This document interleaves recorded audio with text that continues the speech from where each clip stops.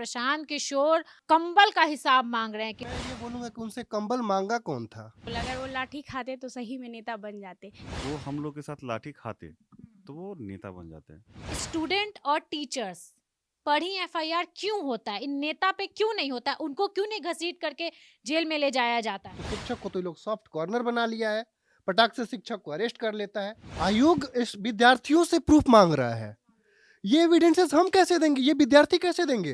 कुछ स्टूडेंट्स का ये कहना है कि उसका जो पेपर का सील होता है वो भी टूटा हुआ था। तो ये कौन किया है? ये शिक्षक किए हैं, रहमान सर किए हैं, खान सर किए हैं, रोशन सर किए हैं। इसमें जो धांधली का आरोप लग रहा है, सबसे बड़ी चीज़ है ना कि हम सरकार चुन करके देते हैं। आम जनता सरकार क्यों चुनती है? जब हम भी प्रूफ ला करके देंगे, छात्र प्रूफ देंगे, आरोप भी छात्र ही लगाएंगे, तो फिर भाई सरकार किस लिए है भाई? आप आइए इंटरवीन कीजिए, अरे एक आयोग बना दीजिए, एक उच्च स्तरीय कमेटी बना दीजिए, जांच करवा लीजिए, दूध का दूध पानी का पानी हो जाएगा। बीपीएससी छात्र का आंदोलन क्या सच में छात्रों का आंदोलन है या फिर इसमें नेतागिरी होना शुरू हो गया है? जी, स्टार्टिंग तो छात्रों के आंदोलन से था, लेकिन अब नेतागिरी शुरू हो गया है कहीं ना कहीं, ये क्योंकि हर लोग अपना रोटी सेक रहे हैं। ये प्रशांत किशोर के बारे में हम चर्चा करेंगे। भाई प्रशांत किशोर कंबल का हिसाब मांग रहे हैं कि तो भाई ये कर्जदार हो, तुम गाली भी दे सकते हैं, हम तुमको मार भी सकते हैं। ये थोड़ा उनका गलती है कि उन्होंने बोला वो क्या राज्य चलाएंगे, जब एक कंबल देते हैं तो बोलते हैं कि हमने कंबल आपको दिया। मैं ये बोलूंगा कि उनसे कंबल मांगा कौन था, मांगा कौन था? वहाँ पे खिलाने पिलाने और भी लोग आ रहे हैं। स्टूडेंट्स अपने घर से पैसे भी लेके आ रहे हैं, ठीक है, उनके पास 10 है, 20 है, 50 है।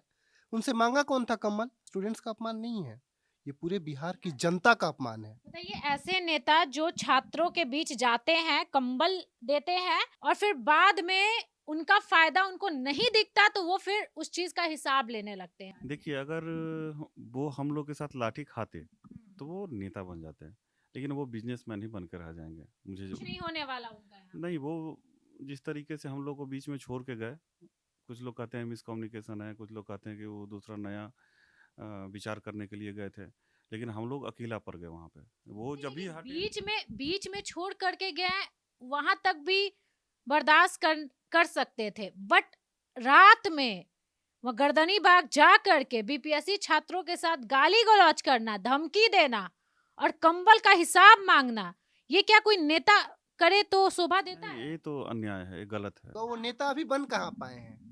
वो नेता पहले बने तो, क्योंकि नेता के लिए सबसे जरूरी चीज संयम होता है, उनमें संयम ही नहीं है। अच्छा, ये अभ्यर्थी का जो आंदोलन है, क्या लगता है इसमें पॉलिटिक्स होना शुरू हो गया है? कामयाब होगा आंदोलन? देखिए, पहले मैं प्रशांत किशोर जी का जो मतलब इन्होंने जिस तरह से आंदोलन को लीड किया, उसके बाद लोगों का आरोप है या फिर जो भी सच्चाई है कि उनके वजह से आंदोलन थोड़ा सा डिरेल भी हो गया। तो मेरा अपना यह मानना है कि प्रशांत किशोर के लिए, पूरे बिहार के लिए प्रशांत किशोर का एक लिटमस टेस्ट था कि वो नेता कैसे नेता है। क्योंकि आज से पहले वो क्या करते थे, यात्रा करते थे, जहाँ पे सारे उनके ही लोग होते थे, जो उनकी मेंटेलिटी से उनका मेंटेलिटी मैच करता था। कहा जाता है कि उनके पास बहुत सारी फंडिंग्स आती थी, जिसके वजह से मतलब जितने भी लोग होते थे वो वहाँ पर जाते थे, रहना खाना पीना सबको वो देते थे। और एक चीज़ और होता है कि अगर कोई हमको कुछ देता है तो आदमी उसका अनुग्रहित हो जाता है, तो वहाँ पे वो डिबेट नहीं कर सकता है। लेकिन ये पहला ऐसा मौका था जहाँ पर भिन्न भिन्न विचारधारा के लोगों के साथ लोग थे। और इनको लगा कहीं ना कहीं हमारा कुछ फायदा हो जाए। देखिए, नो डाउट फ़ायदा होना चाहिए, अगर वो नेता बने हैं तो उनको फ़ायदा लेना चाहिए, ये उनका हक है। लेकिन उन्होंने, वही तो मैं बोल रहा हूँ ना कि उनका पहला लिटमस टेस्ट था। लोगों को ये देखना था कि प्रशांत किशोर कैसे नेता हैं, जुझारू व्यक्तित्व हैं या उनके अंदर क्या लड़कूपन है। क्योंकि हमारे बिहार को कैसा नेता चाहिए, मैं लालू जी के बारे में बता रहा हूँ। लालू जी को सारे लोग क्यों मानते हैं? क्योंकि वो अक्खड़ स्वभाव के व्यक्ति थे कि प्रशासन आ रहा है, चलो भाई हम आगे से जाके लड़ लेंगे। लेकिन प्रशांत किशोर क्या किए, मतलब देखिए, मैं बता रहा हूँ बिहार में मतलब ग्रामीण परिवेश में अब ये बात चल रहा है कि सुकसुका हैं, समझ रहे हैं कि डर गए। मतलब तो डरपोक आदमी को कभी आदमी को अपना लीडर नहीं ना चुनेगा। ये बताइए, लाखों की संख्या में बीपीएससी छात्र और ये गए थे अपना नेतागिरी चमकाने के लिए प्रशांत किशोर। अगर चाहते तो नेतागिरी चमक भी जाता, लेकिन कहीं ना कहीं उनकी टीम कमजोर थी या फिर वो कमजोर थे कि वो उस भीड़ में भागने की कोशिश किए। अगर एक दो लाठी खा लेते तो हो सकता है वो मसीहा बन जाते स्टूडेंट के, क्या? जी बिल्कुल, अगर वो लाठी खाते तो सही में नेता बन जाते, लेकिन वो लाठी खाने के पहले ही गाली निकल भी गए। देने लगे वो। लाठी खाने के पहले भी निकल गए। उनका घेराव भी बच्चों ने किया था, जहाँ तक कि गांधी मैदान, गांधी जी के नीचे तक बच्चों ने घेराव किया। और पता नहीं क्यों फिर वहाँ से निकल गए वो और बोले कि आ रहे, आए भी नहीं। और रहे एक टीचर शिक्षक थे जो वो भी पता नहीं क्या क्या उन पर आरोप प्रत्यारोप लगाया और उनको भी घसीट, प्रशासन की भी कहीं ना कहीं वहाँ पर मतलब बर्बर तरीके से इस आंदोलन को दबाने की कोशिश की गई। बिल्कुल, वो तो हाँ। सरकार के द्वारा किया गया है। देखिए एक चीज और भाई जी पूछेंगे कि सिर्फ प्रशांत किशोर की बात नहीं है, और भी जो छोटे छोटे नेता है बिहार के जो अपना चेहरा चमकाना चाहते हैं वो भी वहां पे मौजूद थे, और वो ना छात्र के पक्ष में थे, वो ना सरकार के पक्ष में थे, वो सिर्फ और सिर्फ कैमरे में आना चाहते थे चेहरा चमकाने के लिए, और कहीं ना कहीं वो भी गड़बड़ किया है। देखिए घुसपैठ तो करने का कोशिश करते ही हैं, घुसपैठ करते हैं नेता।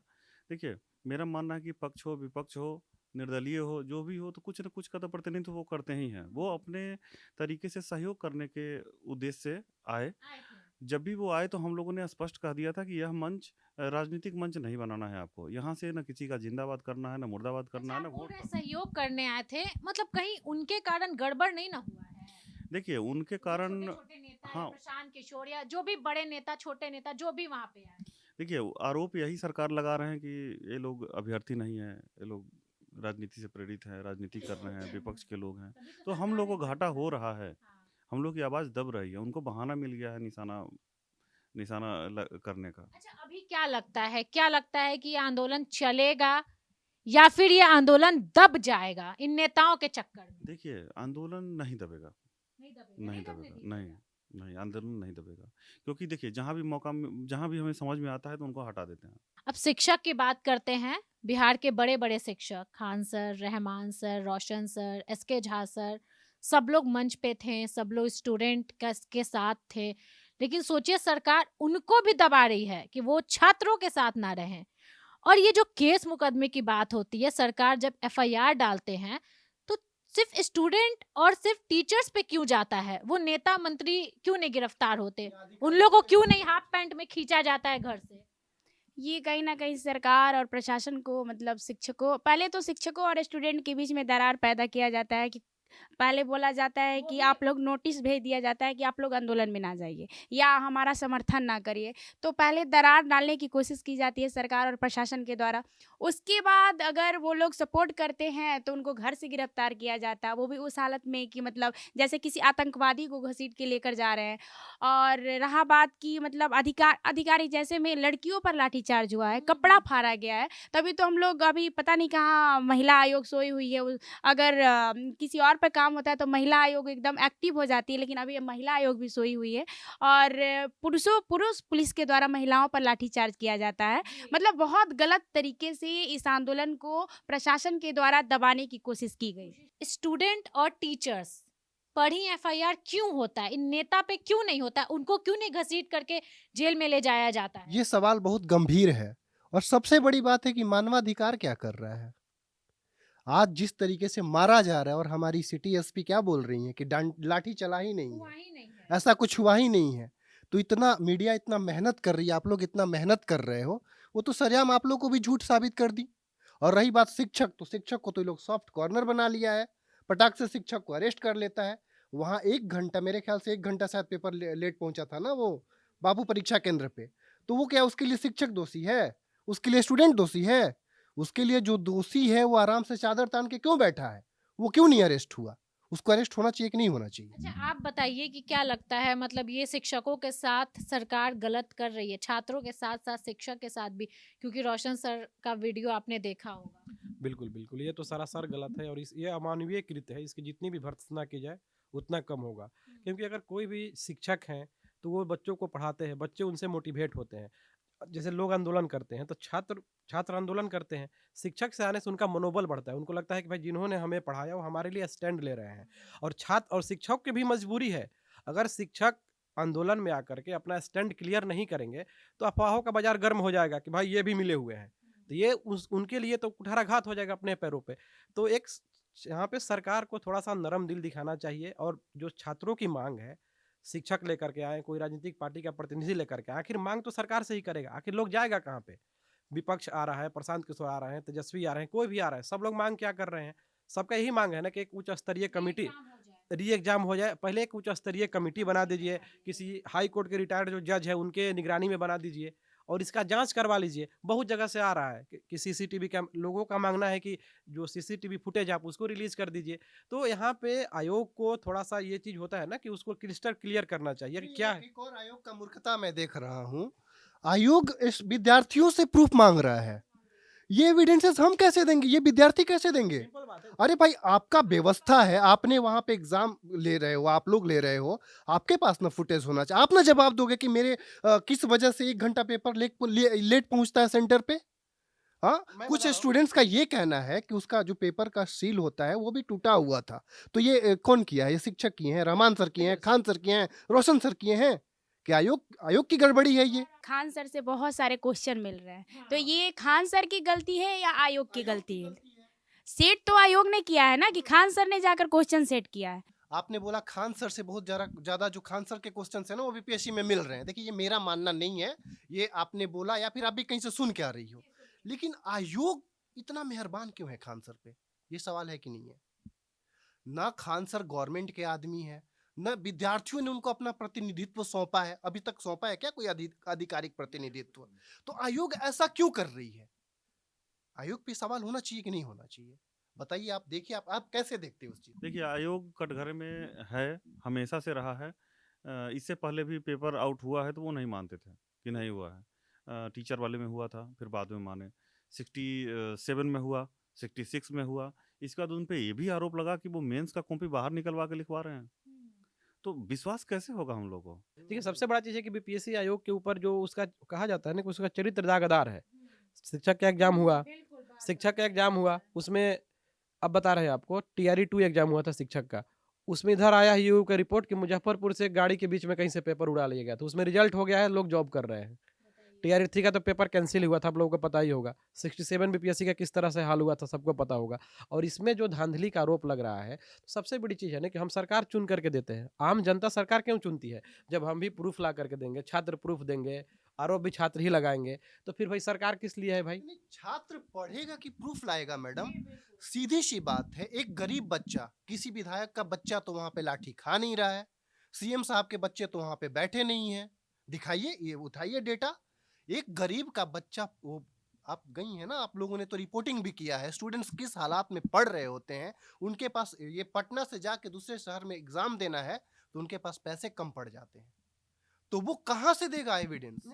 कहाँ से देगा सबसे proof? एविडेंस कैसे देगा भाई? एग्जामिनेशन हॉल में पहले आप मोबाइल जमा करवा लेते हैं, तो मतलब और बोलने से आप मान नहीं रहे हैं।